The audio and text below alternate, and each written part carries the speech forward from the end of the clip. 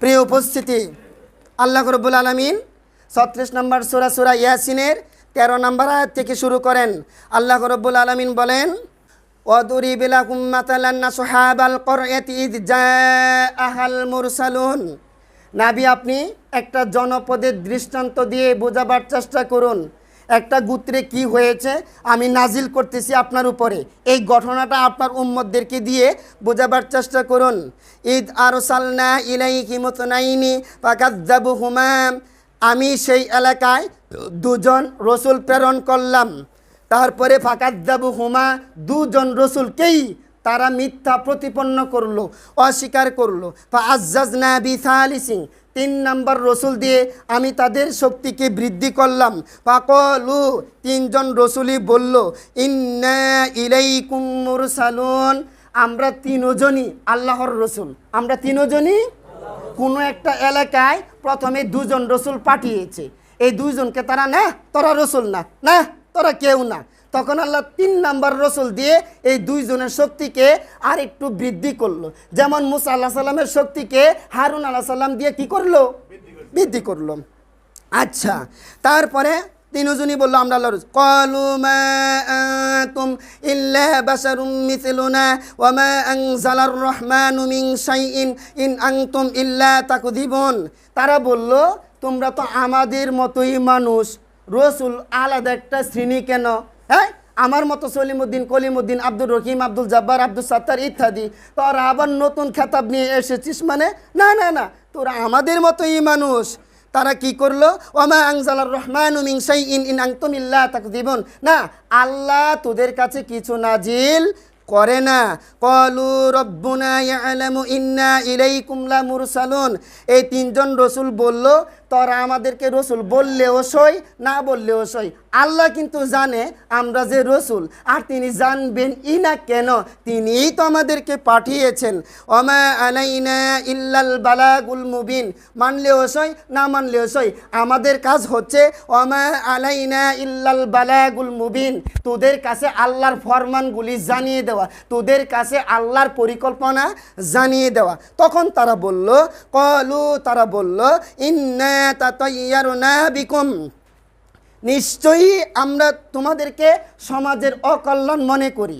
এই মসজিদের কমিটি মনে করতে পারে হুজুর যেই ধরনের কথা বলেন, জঙ্গি মামলায় আমরা আক্রান্ত হব। হুজুর আপনাকে তো আতঙ্ক মনে করি, আপনাকে তো মানে অনেক ডরাচ্ছি, আপনি তো চলে যাবেন, কিন্তু আমরা তো বিপদে পড়ব, অকল্যাণ মনে করি। আমি আপনাদের ব্যাপারে ধারণা করি না। এই ধারণা যদি করতাম, এত বড় কঠিন অবস্থা বাংলাদেশে চলছে, আপনাদের মতো বীর মুজাহিদরা আমার এই কথাগুলি যদি বেঠু দিতেন, বাধা দিতেন, আমি আপনাদের কাছে পৌঁছাতে পারতাম না। অবশ্যই তাদের ধারণা পরিষ্কার, অবশ্যই তারা সুচিন্তার অধিকারী, যার কারণে ব্রাহ্মণখালীর ইমাম এই পর্যন্ত এই কথাগুলি বলে এখনো স্থির আছে। কথা কি ঠিক নয়? আল্লাহ যেন কিয়ামত পর্যন্ত এই অবস্থানে রাখে। তারা বলে, ইন্না তাতায়্যারনা বিকুম লা ইল্লাম তানতাকু লানারজুমান্নাকুম ওয়া লা ইয়ামাসান্নাকুম মিন্না আযাবুন আলীম।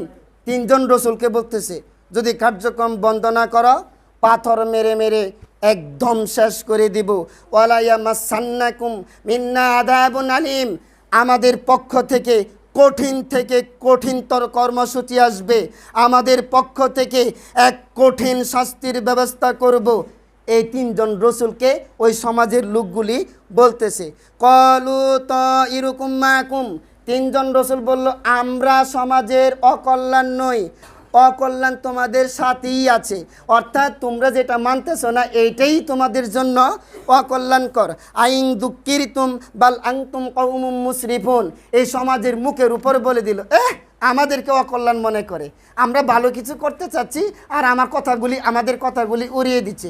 তোরা তো একটা মুসরিফ সম্প্রদায়, তোরা তো একটা জালিম সম্প্রদায়, ফাসেক সম্প্রদায়, নিজেরাও ফুসুকি করস, গোটা সমাজকেও ফুসুকের মধ্যে আটকিয়ে রাখিস।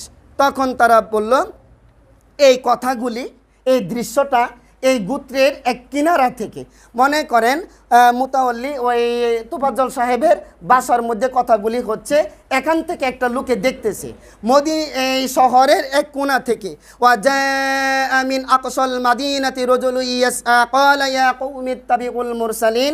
একটা লোক এসে বলল, এই যে মুরসালিনরা যা বলতেছে তার ইত্তিবা করো, ইত্তাবিউ মান লা ইয়াসআলুকুম আজরা ওয়া হুম মুহতাদুন।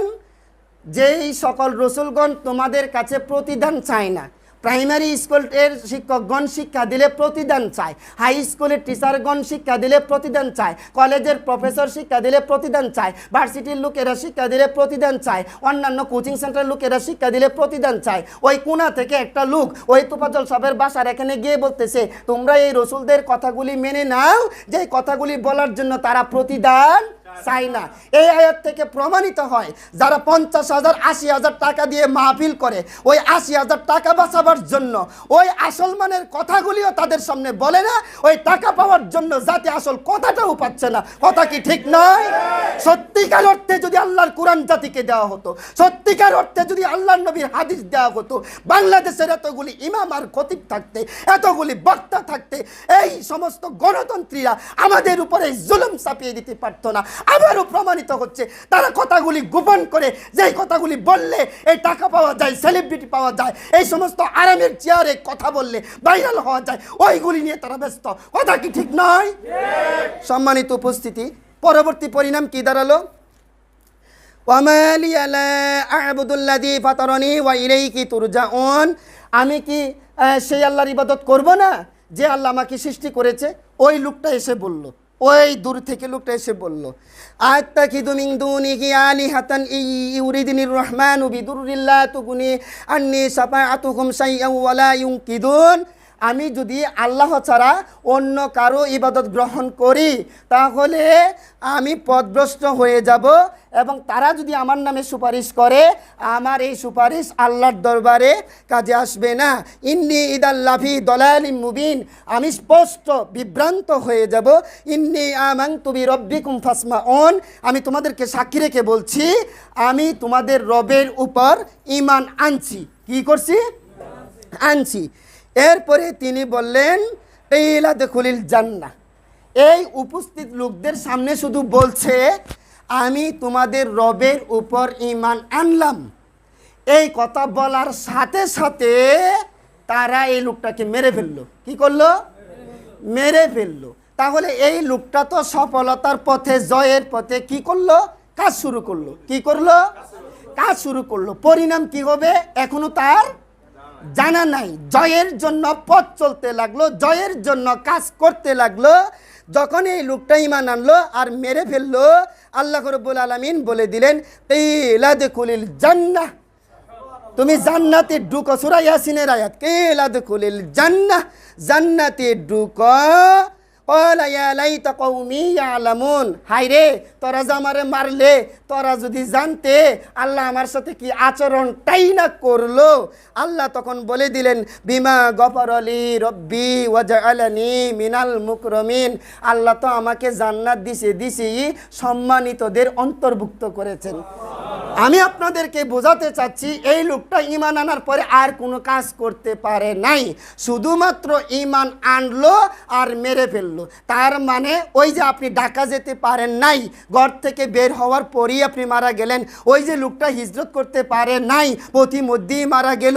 ওই যে তাওবাকারী ওই গন্তব্য পর্যন্ত যেতে পারে নাই, ওইখানেই মারা গেল। এরপরে ওই যে ইউসুফ আলাইহিস সালাম ওই গন্তব্যের শেষ পর্যন্ত যেতে পারে নাই, কাজ শুরু করলো। তাহলে বোঝা গেল জয়ের জন্য কাজ করা লাগবে। কি করা লাগবে? কাজ করা লাগবে। জয়ের জন্য পথ চলা লাগবে। আমাদেরকে তারা মেরে ফেলার হুমকি দিবে, ধমকি দিবে, ক্রস ফায়ারে নিবে, ব্রাশ ফায়ারে নিবে, আয়না করে নিবে, হাওয়া ভবনে নিবে, এবং পৃথিবীর কারাগারে আমাদেরকে আটক করে রাখবে। আল্লাহর কোরআন আমি হাতে নিয়ে বলে যাই, যতদিন না পর্যন্ত ইমামরা হক কথা না বলবে, যতদিন না পর্যন্ত কমিটি ইমাম সাহেবকে অর্ডার না দিবে, আপনাকে টাকা দিয়ে রেখেছি, আপনি আমাদের সাইয়্যিদ, আপনি আমাদের লিডার, আপনি আমাদের ইমাম, আপনি যা জানেন, যা বুঝেন, কোরআন দিয়ে, হাদিস দিয়ে, দলিল দিয়ে, ডকুমেন্ট ভিত্তিক লিফলেট করে এবং প্রিন্টিং করে, পড়াশোনা করে, স্টাডি করে, অধ্যয়ন করে জাতিকে বুঝাতে হবে এই দুনিয়া যার, দুনিয়ার মালিকের, আইন চলবে তার। আলা লাহুল খালকু ওয়াল আমর, সৃষ্টি যার, আইন চলবে তার। মানুষের আইন দিয়ে পৃথিবীর কোনো একটা রাষ্ট্র আর চলতে দেওয়া হবে না, যদিও তারা আমাদেরকে মেরে ফেলে। আমরা আল্লাহর জন্য তৈরি আছি তো? আছি তো? আমরা জয়ের পথে চলতে থাকবো তো? জয়ের পথে কাজ করবো তো? পৃথিবীর বিএনপি বলেন, আওয়ামী লীগ বলেন, মোদি বলেন, ইসরায়েল বলেন, ওই সমস্ত আমেরিকান বাহিনী বলেন, আর ইসরায়েলি বাহিনী বলেন, আর রাশিয়ার বাহিনী বলেন, যতই মুজাহিদদেরকে জঙ্গি গোষ্ঠী বলুক, উগ্রবাদী বলুক, মৌলবাদী বলুক, আমাদের আছে আল কোরআন, আমাদের আছে নবীজির সিরাত। আমাদের পথ চলার জন্য ইমাম ইবনুল কাইয়িম, ইমাম ইবনে তাইমিয়া, আবু দাউদ, ইবনে মাজাহ, বুখারী, ইমাম মুসলিম, নববী, ইমাম আবু হানিফা, ইমাম আবু ইউসুফ, ইমাম আবু আউজাই, এই সমস্ত ইমামদের রেখে যাওয়া পন্থা রয়েছে এবং কোরআনের পন্থা রয়েছে, হাদিসের পন্থা রয়েছে। ধর্মঘটার হরতাল আর মিছিল দিয়ে জাতিকে ব্যস্ত না রেখে এবারের ব্যস্ত হতে হবে আল্লাহর জমিনে আল্লাহর দ্বীন বাস্তবায়নের জন্য। হে মুসলিম, কথা বলো ঠিক কিনা? আল্লাহর জমিনে আল্লাহর দ্বীন বাস্তবায়ন করতে হবে।